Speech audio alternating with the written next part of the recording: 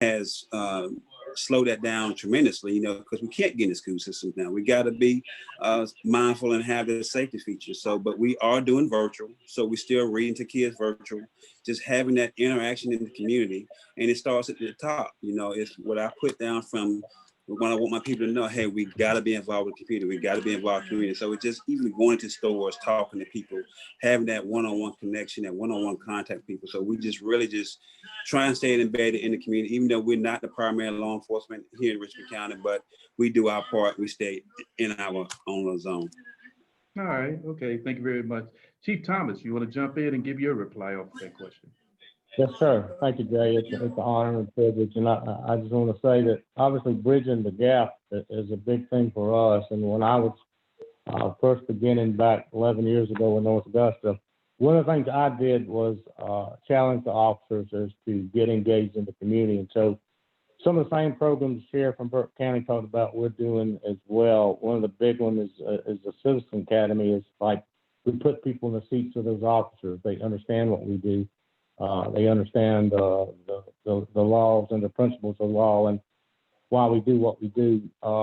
We also have a program called Top Cards, which is like baseball cards, if that makes sense. It's got our picture on it.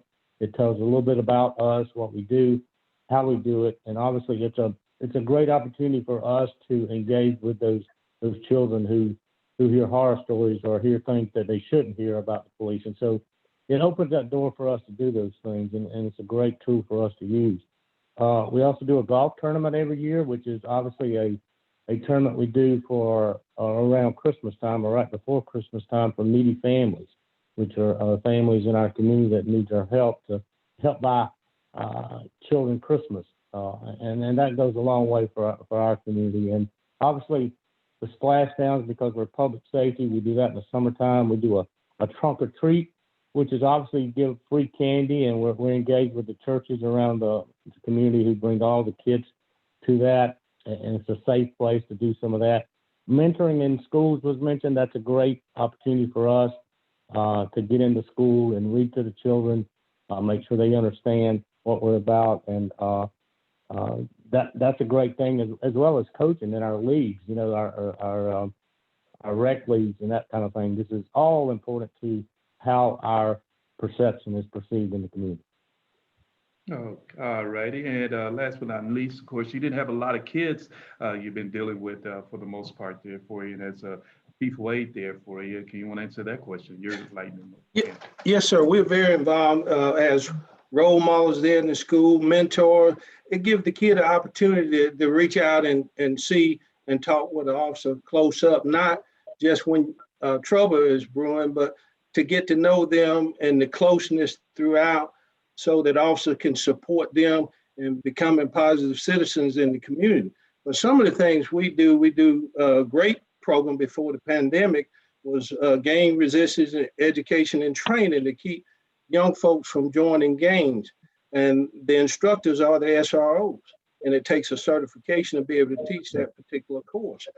And also we did our shop with a cop, and that's our opportunity to spend dollars, our own dollars, and we partner with other organizations to bring this to life, to show us in a different light other than an enforcement period, because that's where it starts building trust and positive relationships, and get young folks encouraging that someday they may too want to become a law enforcement officer.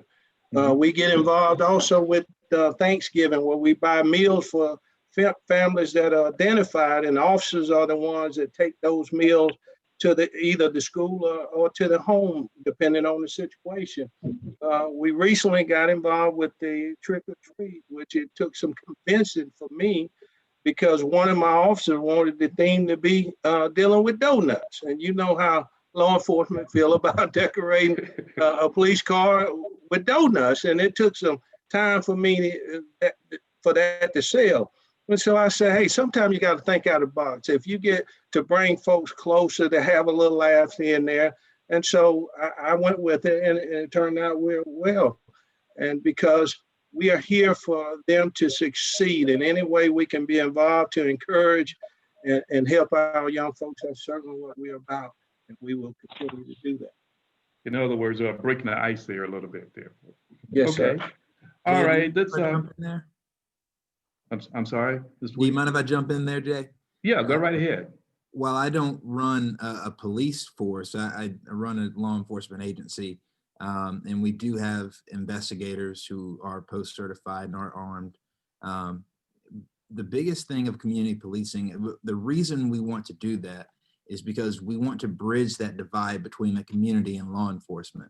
And so from the district attorney's aspect, we want to make sure that the results that are gotten in court are the just results, the good results, positive outcomes.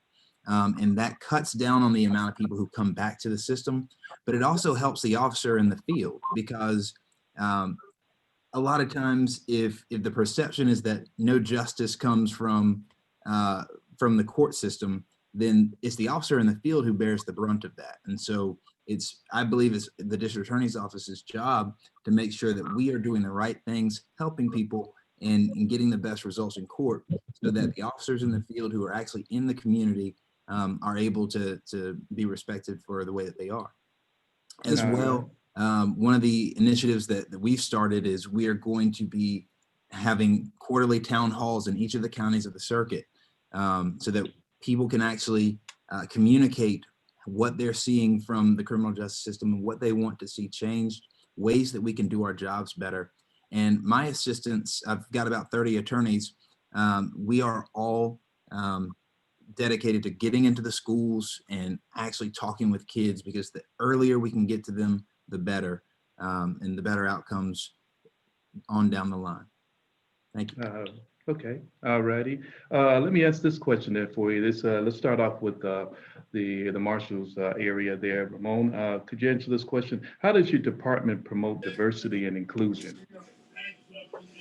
Well, for the employees, I mean, we definitely look at high diversity because you just don't want to we want to be respected of the community that we serve. So we look at first qualified applicants and then see, make sure they can do the job. So we go at a rigor and hiring process and we look for those individuals.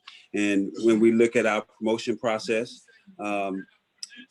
we look promoting always the right person for the job, but you do want to have diversity when you do that also, because you do want the agency to reflect, like I said, the citizens that it serves, and for us the agents, for us the people. If you have an agent with top heavy with only one typical person, then you're gonna have people that can't get to that level. So you want to have it. So if I know when I was coming up in law enforcement, when I saw a black major or a black captain, it inspired me that I can get to that level. So when you have people of rank in different diversities, it inspires young officers to do that too. So we try and do that. We encourage that. We haven't got to where I want to go with Forrest, the testing process, but this is on my first term and we're trying to improve that for us, the promotion process and getting the best applicant for the job. All righty. Okay, Chief Thomas, same question. You want to answer that for me? Yes, sir. Yeah, I think, one of the challenges we have as law enforcement officials is obviously recruitment and retention. That's a big thing for chiefs and sheriffs. But one of the things that governs us, obviously, is CALEA, because we're a nationally accredited agency. And so they look at those numbers very, very quickly. And we try to keep up and do the things that we need to do within our community. But one of the things we do, one of our officers of professional responsibility is on some of these college campuses, recruiting some people. We go from colleges around the state through not only our state in South Carolina, but into Georgia too. We also look at some of the job fairs around Fort Gordon and some local and state events. So that's all a big part of what we do. And hiring the right person is imperative, especially this day and time. And so we put a lot of thought, a lot of effort into doing those things. But diversity is a big part of what we have to do, and making sure we check all the boxes and do that is paramount for us. All righty. Let's see, Mr. Wade, you want to jump in? Let's get your response off of that.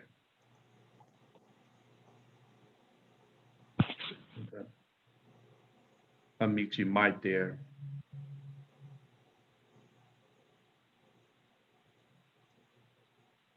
I agree with the two gentlemen before me. It starts out the leadership, the CEO of every department, sheriffs and chief must be committed to ensure that we have diversity and it all are included in that process. And one of the ways you can look at, and one of the things we're trying to look at is a police explorer program where you start trying to get young folks, youth involved in a possible police career at an early age. And by doing that, you target kids between the ages of 14 and 20. We're prior to COVID-19, kind of side railed us slightly. We partner with the Sheriff Department, Augusta University, and the school police to target that particular group. And that's one of the areas you can develop them at a young age, and hopefully someday down the road, they would take the reins from you. It's just encouraging them that this type of work is a very rewarding line of work. I don't think anybody on this panel would disagree to that. We love what we do. We love serving the community, and that's why we got in this line of work, to serve and help those, to make sure that we administer our law enforcement duties professionally and equitable across the board. And that's what I know these gentlemen on this panel is all about. And it takes some oversight, and especially when things occur that people question what we do. But I always tell people, be a part of it, get involved. When I first got in law enforcement, and the same goes for most of the gentlemen on this panel, we were few in number in terms of minority on the force. And you know, everybody didn't want to become a police officer, but you know, there was something at my young age that, you know, I met some very professional law enforcement officers, and I said, hey, at an early age, I want to do that someday. So I think if we get out there and recruit and make sure that our department are reflective of the community that we serve, and certainly recruitment play a vital role in that. All right, thank you very much. You are listening to the CSRA Town Hall, Social Justice, Violence Prevention, and Public Safety. This is our virtual tour here for you, answering a lot of the questions, and keep the questions coming because we will have a question and answer period coming up here in about 15 minutes or so there for you. Bird Dog Capital of the World. Sheriff Williams down in Burke County there for you. You want to answer the same question about the diversity? Yes, sir, thank you. I think that some of the ways that we are ensuring that we are diverse and inclusive, that we train our officers. I think all the officers on the panel go through some type of diversity and inclusion training. Those are the buzzwords now. But I think it's more than just hiring officers who reflect the communities that they serve. I think a lot of it is just ensuring that the officers that we do hire, that we do have on staff, have the requisite training to go out and employ those interpersonal skills in the community. I don't think you have to be Black to understand Black children in the Black community. I think you just have to have a servant's heart. I think you have to understand their plight, understand their historical perspective, have a willingness to engage in conversation. I think most of the time, we're uncomfortable with people that we don't know, or we don't know how a person lives or day to day. And I think as long as you're willing to understand and you're willing to listen and talk, that helps.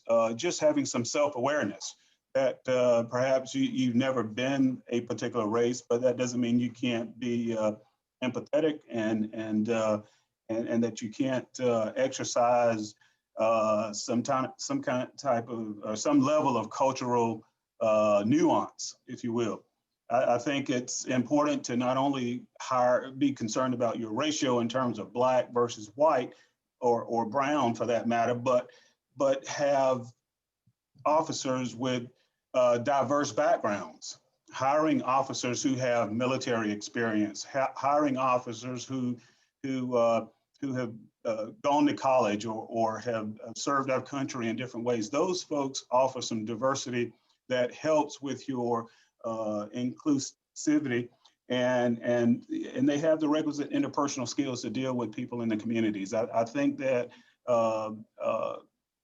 these community outreach programs that we do, if we're bringing in kids from diverse communities, that also helps foster a sense of diversity and inclusion. And I think we do all those things. All right, thank you very much. Well, I don't want to leave out our DA there for you. And of course, first of all, I want to say welcome and congratulations there on your new position. And of course, I guess a long time coming, you've been working very hard. You're a familiar face into the community, but you're not new to the organization. What I wanted to know, and I went around and asking prior to this, say, town hall meeting, a lot of people exactly want to know, what does the district attorney office do? What's your day-to-day operation, yourself, your staff, and explain exactly what the DA do. Do you work with the guys that's here on the panel? You have a close relationship with them? What are your community efforts and so forth? Excellent. Yeah. So the district attorney is the chief law enforcement officer for the circuit. And so that's the Tri-County Circuit, Richmond, Columbia, and Burke counties. We have a very simple mission, which is to protect the community. When law enforcement officers, such as the gentleman on the panel with me, make investigations, if they're state level felonies in all 3 counties, they're going to come to my desk. And so we not only provide kind of legal advice to law enforcement as they're in the field as needed, but we also review those investigations to make sure, one, that the person accused of the crime actually committed the crime. That's what we call probable cause. And 2, that the law has been followed by law enforcement. And should both those answers be yes, then we are able to go forward. And the district attorney has a world of discretion as to what happens next. Do we file formal charges? Should we ask a judge to hold someone in jail without bond? We have the loudest voice in the courtroom as to whether someone goes to prison or not. And so that immense amount of responsibility has to be wielded by someone who understands the community and is willing to do the right thing in every situation. Getting to the diversity point, earlier during the campaign, it was mentioned that there was at one point no Black attorneys in the office at all. At the time that the election actually took place, there was only 1. And so we've quadrupled the amount of diversity in the office from day 1. And I'm happy about that, but we're growing in that regard as well. We can still do better. Recruitment is really important. And the reason this is important is because people in the courtrooms need to understand the communities that they're serving and the young people that we serve. We also have a mission involving juvenile court. We handle juvenile court for all 3 counties. And so we need to be the role models and the mentors for those kids who are coming through the system. And so I appreciate everyone who's doing this work. There's not a single agency represented on this panel that we don't work with. We were dealing with some South Carolina issues earlier today, Chief Thomas. And so I'm just really excited to be in the office and actually working to do the good of the community. Okay, all right. This question is going out to all you guys because every day you deal with the public, maybe on a 80%, it could be a 20%, a 100%. And so you have to have a mind, you have to be able to balance any type of situation or experience that may occur to you on a day-to-day basis. Are any of the officers, including yourself, ever have or do a mental evaluation before the hiring in your department? And I guess we could start off with you, Chief Wade. Yes, sir. Evaluation that's part of our initial hiring process, is the psychological evaluation, but not just the initial part you have to deal with, but we also have what we call an employee assistance program, because stress and other emotional things that may occur in a particular officer's life, we just have to make sure the wellness of the officer is at the forefront so they can do what they call a self-initiative to get that additional help that he or she may need as they may be dealing with any kind of stresses in their life, be it on duty or off duty. And it also can be command referred if there's some signs or issues that we notice from a supervision point of view that somebody may need additional assistance in terms of wellness. But to answer that, yes, we do have, just like the majority of the police departments have that as part of their hiring process. Thank you, sir. All right. Marcia? Yes, we have a psychological part of our hiring process also. And I do concur with Chief Wade, and it's very important. You know, people don't really know how mental status, how that's very important.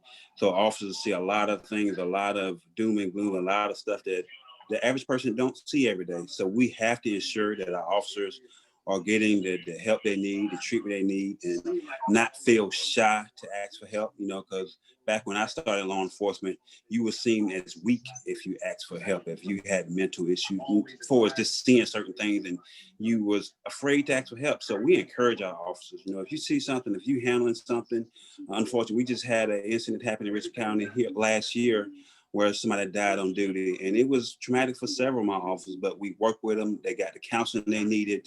You know, we gave as much time they needed to get back to work because we didn't want to bring them back to work damaged, and then that pour over into the community. So it's very important that we take care of people before they get hired for the mental process, and when they get hired, if they experience anything, to get them the help they need. All right. Sheriff Williams? Hey, thank you, Jay. That's a very good question, one that I'm very concerned about. I think psychological evaluations are very critical to what we do. We've got to make sure that we're healthy and that we are prepared to serve. And part of that preparation has to be the mental prowess to do this job. As you may recall, I wrote a letter to the governor last year when we had the Brooks shooting in Atlanta. And I asked the governor to work on some legislation that would require every agency in the state to do psychological evaluations, not only at the time of hiring, but periodically throughout one's career. If he experiences a traumatic situation on the job, whether that's seeing a child die in a car accident or a more violent situation like an officer-involved shooting, those officers need to be taken care of by the agency. And then if there are no traumatic incidences that the officer sees, he still needs a psychological evaluation, not just a job readiness psychological, but a psychological to test his mental capacity every few years. And I've asked for that, I've pushed for that. I think it needs to be a national standard. If we're going to get better, if we're going to reduce officer-involved shootings and other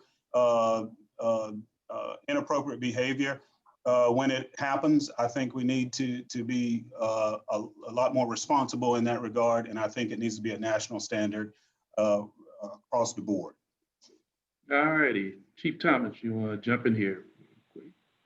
Yes, sir. I fully agree with, and I think the best practices obviously are very important to us, and I agree with what the panel is saying. I think we pretty much do the same thing. You know, the candidates are important, but it also bleeds into some of our senior officers who have witnessed some of these things over and over and over again and need some help. So debriefing is a big part of what we do as well, making sure they get the help that they need and get them into those particular areas. But, you know, it's critical for us as our new people come on is the psychological test that we give each and every candidate, which is it's pretty much a 2-hour written test, but we also send them to the doctor to not only degrade, but to bring that individual in and have a one-on-one conversation with that individual to see if there's anything that he can pick up on from that one-on-one communication with him. And when that report is finished, obviously it comes back to the chief or the sheriff for him to look at to say, you know, this individual is a low risk, or he's a medium risk, or he's a high risk. That falls on the shoulders of that chief or that sheriff to say, okay, am I willing to take a chance? And obviously that's very important because you definitely don't want to put somebody out there who is going to bring some baggage to that position at that particular point. So it's very important for me, and I'm sure the rest of the panel, to look at those very carefully and say, look, are we having problems? And if it's from seeing too much that's going on in the person's life and he can't take it, then we've got to get that person some help very quickly. So that whole background process that we go through to hire an individual is very extensive. And so it's very important for us to look at that individual very carefully before we make that final offer. Okay, we're getting a lot of questions that's coming in. I want to make sure I get with that with the public, with everybody watching. But I have one final question for you, gentlemen, and I'd like for each one of y'all to kind of answer. It's a two-part question. We're going to bring you up to the current terms of today, and we're going to talk about last Wednesday, January the 6th. That day will go down in history. That's when we had the riots there that took place at the U.S. Capitol. And we had over 26,000, National Guard there for you for the inauguration for yesterday for the new leadership of the country itself. The question is, how do you feel about that? And with the threat across the United States, did you or your department take any type of action for your department or precautions? Did you have any measures in place just in case anything like that could have happened in your area of concern? I guess let's start off with Jerry. Let's give you a shot at that one. Of course, you're on the other side of it for the most part there for you. But I know we didn't expect to see anything like this, but it did happen, and the nation itself took precautions. Go ahead and answer. Well, I didn't take any security precautions other than trusting my marshal to keep the courthouse safe, and his department does a great job of that. But we do stand ready to prosecute insurrectionists. And so fortunately, we haven't had any of that issue in our jurisdiction. Okay, well, let's follow suit with that. And Marshall Lampkin, you want to jump in on? Yeah, unmute your mic, please. Sorry about that. Two things going on. We looked at that. We get daily briefings from the FBI, kind of let us know kind of what's going on. I did have my staff on standby. We staffed a little bit more than we normally that day, just to make sure that if anything were to happen, that we can deal with it. We reached out to our local sheriff's office, who's the primary law enforcement agency here, and was able to work if we needed them for anything, if they needed us for anything. So we kind of talked those things through, just in case if something did happen. Okay. Chief Wade? Yes, sir. We did the same. I also reached out across the state of Georgia to the fellow chiefs throughout Georgia, school system police chief, to see did they receive any intelligence, any problem at our school facilities. None was noted. I also reached out with the FBI in charge, the SAC here in the Augusta area, who also on the intelligence side, there was no need to raise the level there, but he certainly assured that if any intelligence came out, he would personally reach out. So I also talked with the Chief Clayton to the Sheriff Department to see the intelligence that was flowing through. So there was no need to raise that level, but we were also always cautious. Something could happen at any time, and we have what we call emergency preparedness as a part of the school district. So we felt confident in the actions that was taken. Okay, Chief Thomas? We did pretty much the same. I mean, we followed the intelligence from the federal side very sad day in the Capitol, obviously, but the intelligence we got from state law enforcement, we kind of filtered down to our folks and making sure that, we had some extra people on duty. We reached out to our partners, obviously, in Aiken, and making sure that, we have everything covered. We check the schools and periodically and make sure that everybody's safe there. So again, we follow the intelligence. We make sure that we have steps in place to make sure that, all our citizens are safe. But again, it's one of those things where we never thought we'd see it happen, but it did happen, and it raised our level of caution very much. All right, and Sheriff Williams? Yeah, I think similarly, we reached out to our federal counterparts to find out if there was any intelligence out there that would cause us any grave concern.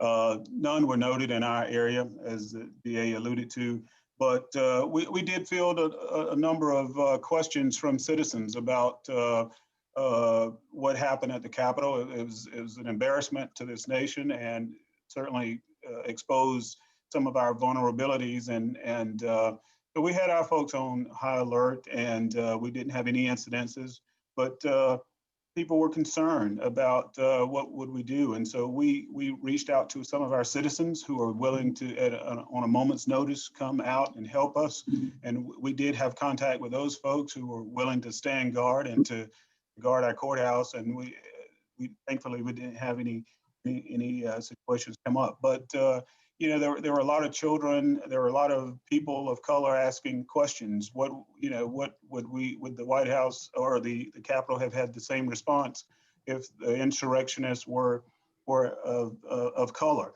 And so just having a dialogue on social media with folks who had some concerns, we tried to answer those questions. I got a number of messages on my personal cell phone about those kinds of things. And I think if we remain open and have true dialogue, it helps people to understand what's going on. And we tried to do that.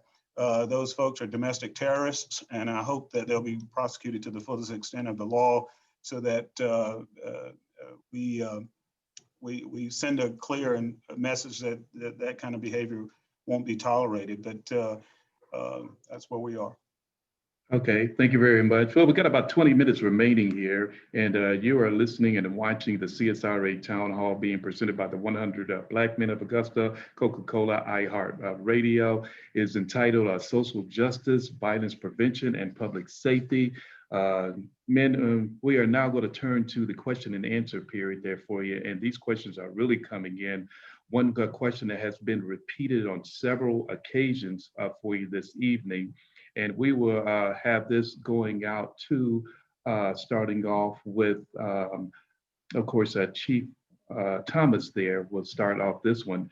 With the recent events in crime and gun violence across this area, would you say more need to be done in terms of policing certain areas of the community, or more education about guns and gun violence in the community?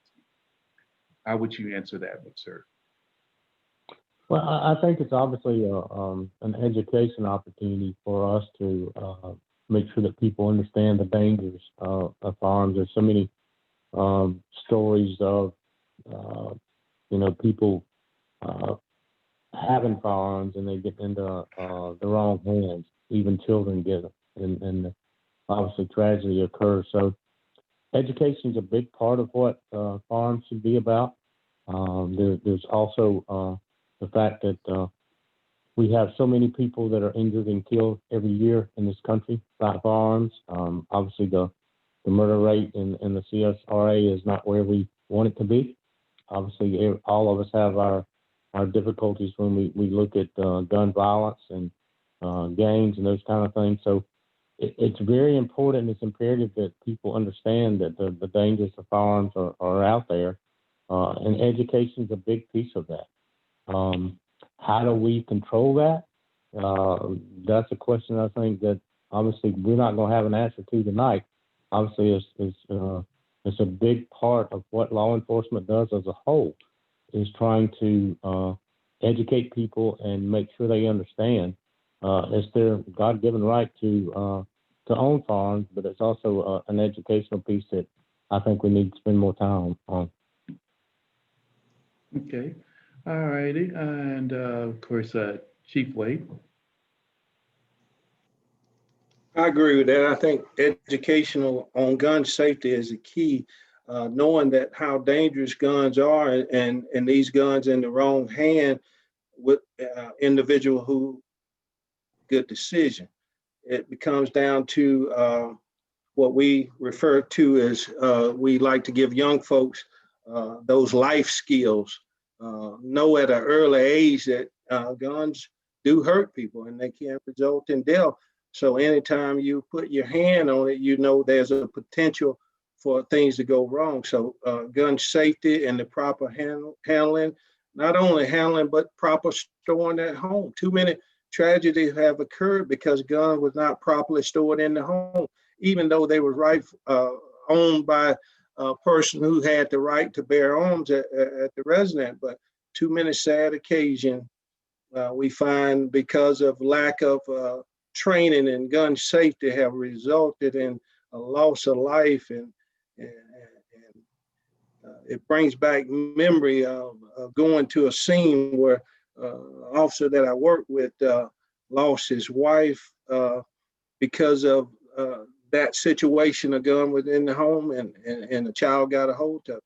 And you see it on TV, you hear about it, but to walk in and see that scene, you know it's important to make sure we educate folks. It starts at the home on gun safety.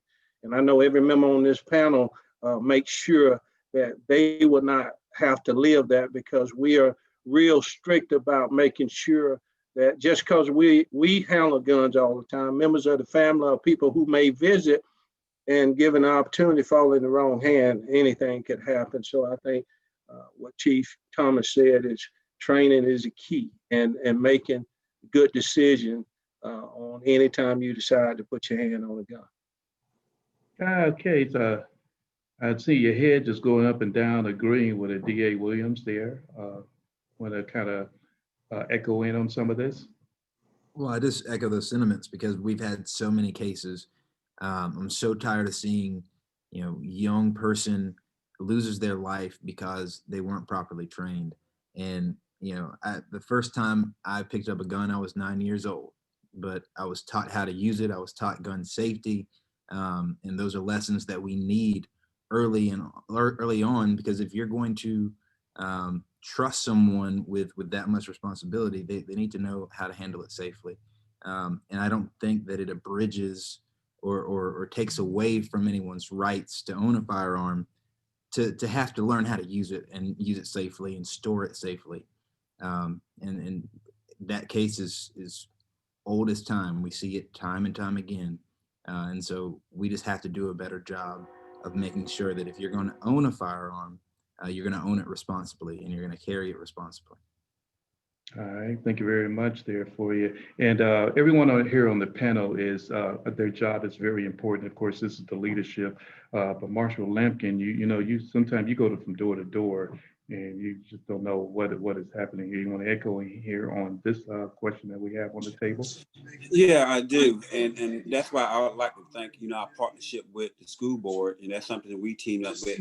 While I keep echoing that, our primary job is not law enforcement here in Rich County, but we recognize our part of being law enforcement and being a part of this community. So we partner with the Board of Education, and we teach to our elementary school, Eddie Eagle. And that's a gun safety class for kids, to stay away from guns, to educate them about the dangers of guns. So if, the parents even storing the right, they know that not touch that gun because it can, kill, it can really harm somebody. So even if their parents have the gun, the parents don't do right, that Eddie Eagle program really does a lot. One of my captains, he teach that song to those kids, and those kids grow up.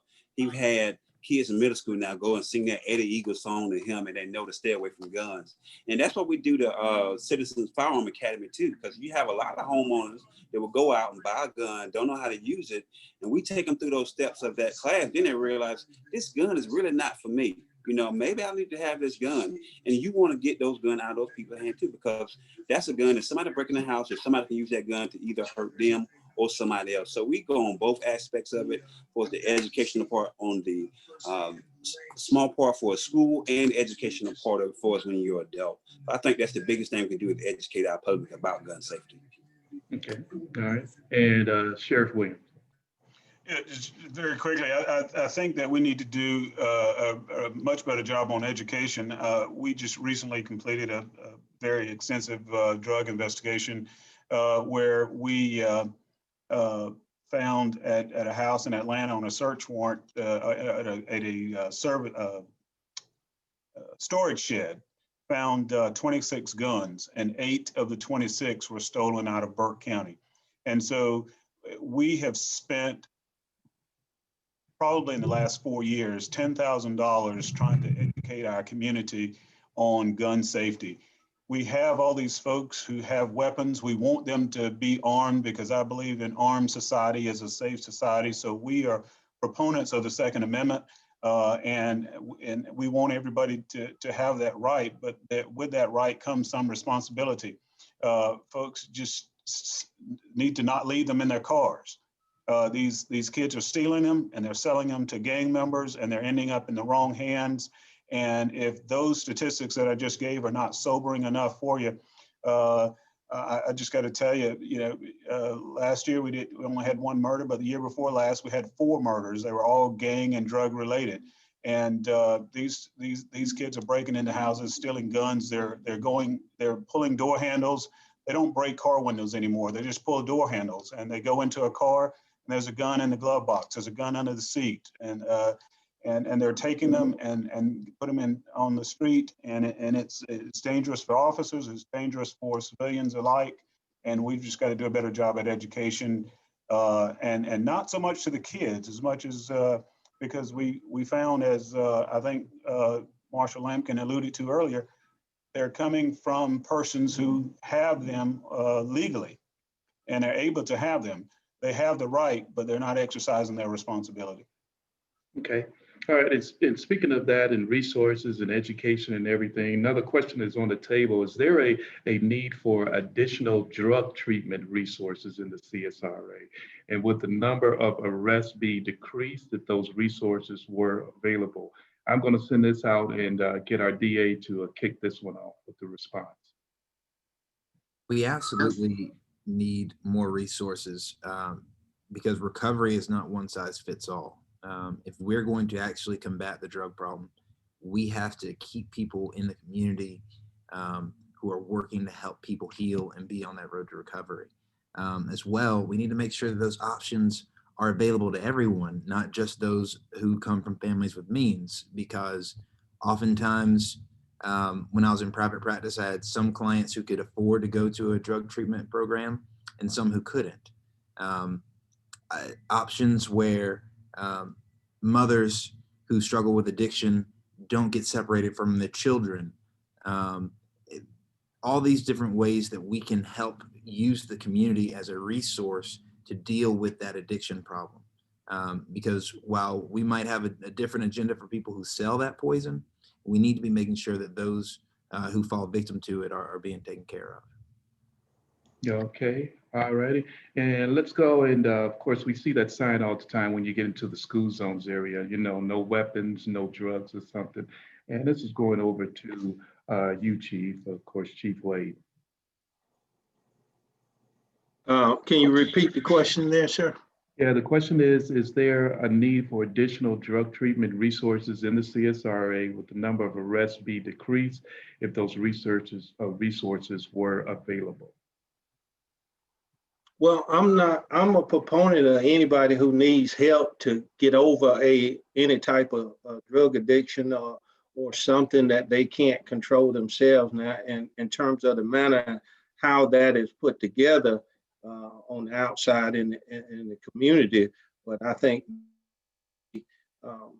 means available for people who want to get help and need to get help, because substance abuse leads to other crimes and it leads to other things that cause problem not only at home in the family, but whenever they interact in public and with others. So anytime we can create a system where a person have an outlet to get some help to get over an addiction, I think they should have the resources available to get that help.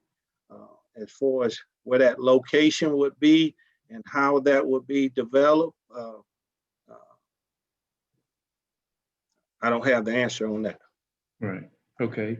All right, Chief Thomas, let me ask you this question there. If a member of the community believes they have been mistreated, who should they be in contact to report this, and what type of response should they expect? Now, if you probably get this a lot of times coming across your desk. Yeah, if you're talking being mistreated by an officer in North Augusta, obviously, and I alluded to the CALIA standard, which is national accreditation, which obviously we have over 500 standards that we have to meet. So we have those standards in practice, but we also have to write those standards and uphold those standards. So if there's a person who feels like he's been mistreated by a law enforcement officer, it's very easy. And it's posted in our headquarters, where you come in, you talk to the duty supervisor, he gives you a form to fill out, and then at that point, it comes to obviously the command staff who will look at it, and then it finally comes to me. And if there's a valid complaint, then obviously we open up an investigation with the officer of professional responsibility, which will take that statement, that form, and get in touch with that individual, and that starts the process. And so the process will go on until it's concluded, and the officer is investigated. The whole event is looked at from body cam to whatever the event took place. If it's something as simple as a traffic stop, or if it's maybe a domestic violence call or a call for service, whatever the call may be, that's going to be investigated, and we're going to get to the end of it and make sure that is investigated very thoroughly. Okay. All right. And Sheriff Williams, do you think there's a training problem based on the shoot to kill and the apparent non-threatening scenario that we are witnessing throughout the country? And, you know, this continues to grow each and every day. Look, I think that we have millions of interactions with the public on a daily basis and around the country. And those incidences go off without any type of violence or for those persons who willingly comply. Now, let me say this, 99.9% of the officers across this country are good officers who have to make split-second decisions about life or death and a half a second. And if we have one who has an ulterior motive, if we have one who is against a particular race, that's too many. But I submit to you that there's just not a bunch of officers out there coming to work every day saying, I'm going to kill a black man today, or I'm going to do something nefarious today. And but when one happens, it affects all of us. It doesn't matter whether it's Brunswick or Minneapolis or New York. Burke County is affected. Augusta is affected. Columbia County is affected, because they look at all officers the same. So I think that we can do a much better job with hiring, recruiting, hiring, training, and retaining highly qualified officers. One of the initiatives I'm pushing for with the governor is to increase the standards. Every officer ought to have a 4-year degree. He ought to be made to go to college so that he has diversity. He understands inclusion. He understands how to undertake study. He understands how to deal with other people and help with his interpersonal communication skills, and give him some time. In Georgia, you only have to be 18 years old with a GED, and you can go to the police academy for 11 weeks and get out and go to work and make $12 an hour and have more authority than a judge sitting on the bench who has an undergrad degree and a law degree. And that judge can't get involved until an officer's involved. So I think we got to turn around the dynamic. I think we need to do some cleaning up on the police side of things. But we also need a public who understands that when you're involved in a situation with law enforcement, it's incumbent upon you to stay respectful, to be respectful. If you have some grievance with law enforcement, take it up another day. Arguing on the roadside is not going to end well for you. and it just doesn't make sense to do it. So stay safe, file your complaint later, as Chief Thomas said, and if you're like my agency, every agency I've headed up, we all have body cameras, and we're very transparent.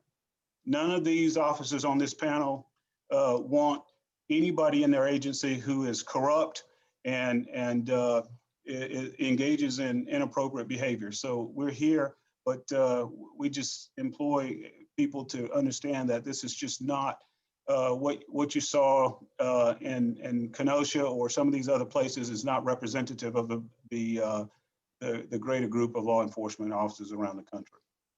Okay, and Jared Williams kind of touched on it a little bit. This next question going up to Marshall Lampkin there for you. What is the average salary range for, like law enforcement officers?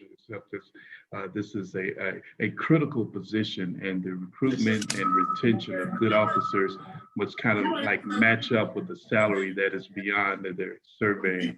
And of course, we lose officers to other departments and everywhere else. And due to the fact, one of the big issues that always come up where they don't pay enough or they don't do this or do that. And of course, Sheriff Williams touched on it, say, we need to do something about that. Like he just mentioned, a 4-year degree kind of matching everything. So how do you feel about that? I definitely think we need to pay our law enforcement officers more. Sometimes I feel like this agency, we can just be kind of a training ground for other agencies to come pick them off, because we only start our officers out at maybe $32,000 at the beginning salary. So you guys find making $32,000. We send them to the academy, then they may go up to $35,000 or $36,000. But you have a state patrol to come in that the person already have a little bit of experience. They're gonna start them out at $40,000. Of course, they're gonna go there. So to recruit the best talent, we do need to try and raise our pay. And we're not getting the best candidates. When you have somebody risking their life for $32,000 to $33,000, we're not getting the cream of the crop a lot of times. And across this whole country, a lot of agencies are having a shortage for us recruiting people. I know my agency, we having a shortage for us recruiting quality people, because you can come and risk your life for $32,000. You can almost go be a manager at McDonald's and make more money. And not have to worry about somebody shooting at you every day, or not have to worry about coming home to your family at nighttime. So I think it's definitely something we need to address with our community. And I'm thankful that we have good commissioners here in Richmond County. When I went and asked for several positions, they were able to give them to me. The sheriff's office, they went and asked for raises for their deputies, and they gave it to those deputies also. So we have a good commission here for us giving raises, but we're still not at the level we need to be at right now for us paying salaries for law enforcement officers. All righty. Okay, gentlemen, we kind of out of time, but we got a lot more questions. And of course, you probably get the 101 with people actually watching this town hall celebration that we have here, when it's called a social justice, violence prevention, and public safety, being brought to you by the 100 Black Men of Augusta, Coca-Cola, iHeart, of course, radio there for you. Again, thank you so much. We're going to continue to move along with our program and bring in now for our surveys for the completion of it. So let's go to that part of our program there for you, and then we'll get back with some closing remarks and then also enjoy it. All right, and we definitely want to thank all of our panelists for all of their expertise and all the comments that they had. And this is just the beginning. We really need more conversations like this. Of course, we couldn't get to all the questions today. We'll be here a couple hours, but if we can start with something like this and have something like this on a regular basis, because sometimes we do have so many questions, and this is a good platform to get our community leaders, even if it is virtually, on the line to ask them those questions that we're looking for. But we also want to make sure that these type of events and this platform, that it's effective. So we are going to ask you to fill out a quick survey just to make sure that that it is effective. You got something out of it, and that way we can get your feedback. So for the next one, we'll see maybe what we need to switch up. Any questions that you might have, any comments, please feel free to leave it on the survey. If you check your chat section right now, that's the link to the survey. We're going to give you about 5 minutes to fill that out. Come back and we're going to give away some home security systems randomly to all those, or to those who have filled out the survey. So you'll be included in a raffle for those who fill out that quick survey. So we're going to give you about 5 minutes just to fill that out. It's just a couple quick questions, just to kind of help us with the quality aspect of it. And then we'll come back and announce those winners. We'll actually get Coach Clint Bryant on the Zoom, and he'll announce those winners along with the prize. So Jay, you kind of got about 5 minutes to do or talk about whatever you want. If you want to get another question out, I know one question that we did have in the Zoom in the chat section was, how do you enroll in the Citizens Gun Safety Program? So if someone can answer that. I responded to it on the chat, but you can go to our Facebook page and you can look and see how to register for it, or you can call our office at 706-821-2368. We have a class coming up soon. We did advertise it on the Facebook page. So we really want to get it full. So if you're really interested in gun safety, please go look at that Facebook page or call our office. And if you're in Burke County, we do a gun safety class once a month at the last Saturday of the month. We have an indoor firing range here. We, due to COVID, we keep it to 10 persons per class, but call 706-554-2136 and ask for our training division. All right, Chief Thomas. Yes, sir. We do the same thing. So if you we'll probably do one in the spring. COVID has kind of limited the numbers, but obviously the Citizens Academy will be in the spring. So go to our Facebook page, North Augusta Public Safety. You can get all the information you want there, and we'll certainly send you an application. Okay, Chief Wade. We don't offer that particular program at the adult level. We try to keep guns off the school property. So Yeah. we yield that back to the respective agencies. All right. And DA Williams, is there like an internship program, or you have anything to for the public to kind of, I guess go through the offices? I know a lot of stuff is private, it's not open to the public, but do you have anything for the community can see how they can get involved with the DA department? Absolutely. So we have an intern right now, actually, who just started this week. That's doing a great job for us. He's a college intern. We typically take law student interns so that we can try and use that as a feeder system into our new attorneys as we have positions open up. But I'm open. If anyone wants to have an internship, they can send an email with a resume and cover letter to tgant@augustaga.gov. And that's a vital part of our community outreach as well. Okay. Well, as we get ready for the raffle, I want to tell you, I actually went through the Citizens Academy for Richmond County, and I learned so much. Being in the area for a long time, and I knew a lot of stuff, but when you do it hands-on, I went like, wow, this is just a lot of stuff that is just happening here for you, from all of the driving the vehicles to how do you approach the different paperwork that's all to the radio talk, just everything on a day-to-day basis. So I really appreciate that program. And guys, I want to tell you, I did graduate. I got a little certificate and diploma and everything else. Coach Clint Bryant is joining us right now. And good evening to you, sir. Thank you so much for kind of coordinating and putting all this together. Hopefully we answered some of the questions. We couldn't get to all of them, and it's a lot of them out there. And I think this is just the beginning phase of what to expect from the 100 Black Men, of course, Coca-Cola and iHeart Radio into the future. And Coach Bryant, you take it away. Well, I'm going to tell you what, Jay, this has been truly exceptional. I've really enjoyed the town hall. It met all of my expectations. I'd like to thank Jared. I don't know how many town halls around the country. There were 65. I know that are occurring with 65 chapters of the 100 in Vegas, in Washington, D.C., and Miami, here in Georgia, and in Macon, Columbus, and other places. We have 11 chapters in the state of Georgia. But Coca-Cola mandated that we do this as a part of one of our deliverables for our grant that we receive.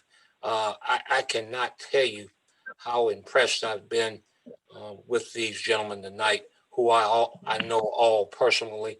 And I can tell you this: when I called Jared and Ramon and Alfonso and John and Chief Wade, none of them told me no. They were ready to go. And I think it's important to our community to be able to do this. Jay, just really want to thank you and WXFXG TV, Fox 24. I want you guys to know that Jay's TV station has agreed to run this town hall on their live streaming for the next several weeks, so people who might not have been able to join tonight can in fact do that. So Jay, thank you and your people for doing that. I'd also like to thank our president, Larry Durr, for allowing me to be a part of this and to run this. This is the first of 2 town halls. We'll turn around and have another town hall back in coming up in March, in which we'll deal with voter registration and voter education. But I want you guys to know that this is not our last town hall about law enforcement and public safety and crime prevention in our community. Hopefully we'll be able to do this again in the fall or next year this time, and maybe we can do it live in a live situation. I will provide some resources here from Augusta University to make sure we have a place large enough to be able to do that. The job that you guys do and what you officers do are monumental to what's happening in our community. And we appreciate the level of professionalism and that you all do your jobs. It's not an easy job. It's a tough job. You know me, I wanted to say something else, but I didn't. But it's a tough job, and you guys do it, and you do it well. And we are forever indebted to you for that. I'd also like to thank my team with the 100 Black Men, Lenzel Ponder, Mitchell Freeman, George Sneed, and Herb Connor, who serve on my subcommittee to making this happen. But again, I don't know of any place in the country who can brag and to say that they had as good a forum as we had. I don't know many people are going to say we had a forum in law enforcement and we also had the DA with us as well. We have a saying in the 100 is that what they see is what they'll be. And I think you guys are a prime example, each and every one of you, for our young people in our community to see and to see themselves in each one of you. And that has nothing to do with color or anything else, as much as it has to do with the way that you handle yourselves and the professionalism in which you do. Hopefully Chill has he'll be texting me or coming in and telling me how many people we have so we can give these home security systems away. And Coach, excuse me, let me interrupt you. He just messaged me. He says that the surveys are still coming in. Okay. And he wanted the panelists to say any final words there before we relieve them of their volunteer duties for this evening. Any words of encouragement about them, themselves, or the department. So while the surveys keep coming in, we'll let the panelists do their final words. Okay. I guess let's start off because these guys are so shy, you know, they don't jump in with it. It takes them a minute there for you. So I'll pick one. Eeny, meeny, miny, mo. Chief Wade. Some reason I figured I would be the lucky one to start it off. And generally, whoever first, the rest of them follow suit. But I want to thank not only the 100 Black Men of Augusta, Georgia. I want to thank you as well, Jay, for hosting. And I want to continue, and Clint, thank you for being patient with me. We've had several conversations. But I want to encourage all on the line to go out there and encourage our young folks to get involved and becoming involved in the law enforcement profession. We really need those generations that are behind us to continue the legacy and continue to step forward and do all they can do to make a difference, to continue to make our community safe and be proud of this law enforcement profession. Even though, just like any other profession, there's going to be some good days and some bad days. But through it all, I don't think anybody on this panel would trade anything.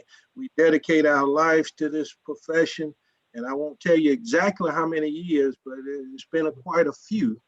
And so we enjoy each other. I think we conversate on many occasions with several of the panel members, not just when there's trouble, but during the good time as well. So I appreciate the partnership that we have.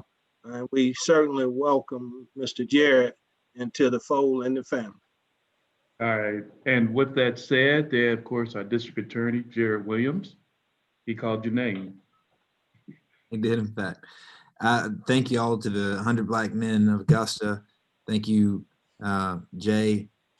Thank you to everyone who's on the panel and those who have taken the time to come be involved in this organization and in this town hall meeting. I'm just really excited to be in office and doing the work of the people. We have great things to come. We have new programs that will do a lot of good. Our focus is to reduce crime by preventing repeat offenses. And every day, my attorneys, my support staff, my investigators are out there trying to make that happen. And so I just really appreciate the support of everyone here locally, and I look forward to serving. Thank you. Okay, Sheriff Alfonso Williams. Thank you, Jay, for the opportunity to be a part of this panel. Thank you for not forgetting about Burke County. We're a little south of Augusta, but we appreciate you including us.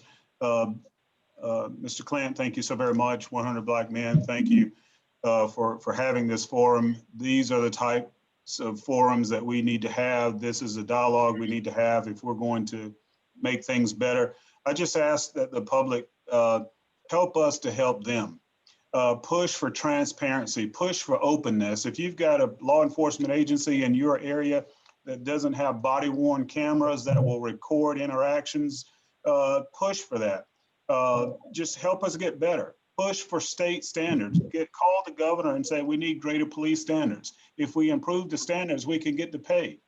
We've got to move away from having 18-year-old persons becoming police officers. It's too much power, and they don't even have the life experiences to deal with those problems. If you want to minimize the issues that you see in law enforcement across the country, we got to get better standards. Help us help you. Thank you. All right. And Chief John Thomas. Thank you, Jay. Again, it's been an honor and a privilege for me to serve. I look forward to many more of these. Hopefully we can continue the dialogue that we have tonight, and I'm sure there's more things we need to talk about. But thank you again to the 100 Black Men of Augusta. I appreciate it. And Clint, the conversations we've had have been very beneficial to me. I'm all about this community. The CSRA is a great place to live. We all have great communities that support us. We love on our community, and they love us back. And I think it's important for us to continue that during this process. You know what Chief Wade said. It's important for us to be engaged and be involved in what we do. We love what we do. I enjoy getting up and going to work every day because I love this profession. I'm like Chief Wade. I've got way too many years in this profession, but I love it. I love helping people. But as Sheriff Alonso talked about, we need the community to help us. And without the community, we're not much of a lot of help to anybody. So it takes everybody. It takes everybody to pull together and make their community safer. So we're very blessed to live in the CSRA, and we're just thankful we've got great partners in law enforcement like on this panel that help us each and every day. All righty. And last but not least, with all these guys here, I have a personal connection with all of them. I treat them with the utmost respect. You should do the same because they have a very hard job. Of course, our marshal here, Ramon Lampkin there for you. Of course, I taught I didn't teach his daughter, but of course, I helped the daughter and coached her in soccer. So I had to make sure we won at least a couple games, So your final response. Thank you, Jay. Y'all did a good job. I just want to thank the 100 Black Men for inviting us for this conversation. This is true dialogue we need to have. Y'all know I'm gonna be there for you. This is not the first time that I participated in one of your events. Anytime you call me, I will definitely be there. I ask just for our community just to pray for our leaders, pray for our law enforcement, because we definitely need a prayer. This is a job that People don't call you when everything's going well. They call you when things are bad. And so we definitely pray and just pray for our community. And just thank y'all for having this dialogue, and everybody have a good evening. All right, thank you very much. And of course, they always say a happy wife is a happy life. And my wife told it for me to thank all of you guys for doing such a great job. She enjoyed the program and look forward in the future for more to come. All right, Coach Bryant, want to give us an update in the latest now? Yeah, I'm gonna give you the update, but Chill, if you're listening, you need to give me one more number and do 33, because 32 happens to be my wife, and I wouldn't want us to accept one of the prizes. So if you would, Chill, send me whoever was number 33 on the survey. The winners of the home security systems are, first of all, Taylor Leverett. That's Taylor Leverett. And Taylor, if you will send to us by email your address and all of that, we will, or email, we will make sure that we get that sent to you. The next is Stan Savage. Stan, S-A-V-A-G-E, Stan Savage. The next is Rhonda France, and that's RONDAFRANCE. The next is Lisa Baldre Rouse. Lisa Baldre Rouse. And the last is Kiffney Kofer, KIFFINYCOFER. And we'll reach out to them. We have your email address because of registration and everything else. We will get your addresses and phone numbers and make sure we get those home security systems to you. Again, on behalf of the 100 Black Men of Augusta Incorporated and 100 Black Men of America, we thank each of you. Jay, thank you for your time. Thank you, Reggie, John, Ramon, and Jared, for all that you do, and Alfonso. Thank you so very much. And on behalf of the 100, we will be calling on you again, as you know, to be a part of the programming we do for the 100. And man, let me tell you, this has been unbelievable. And thank you for your time and your effort. And appreciate you attending and appreciate you being a part. And we'll see y'all soon. Thank you. All right, with that said, we're out of here, and we'll see you up coming up on next time. I've been your moderator, Jay Jeffries from WFXG. Have a great evening, everyone, and support your community and reach out and help each other. Have a great evening.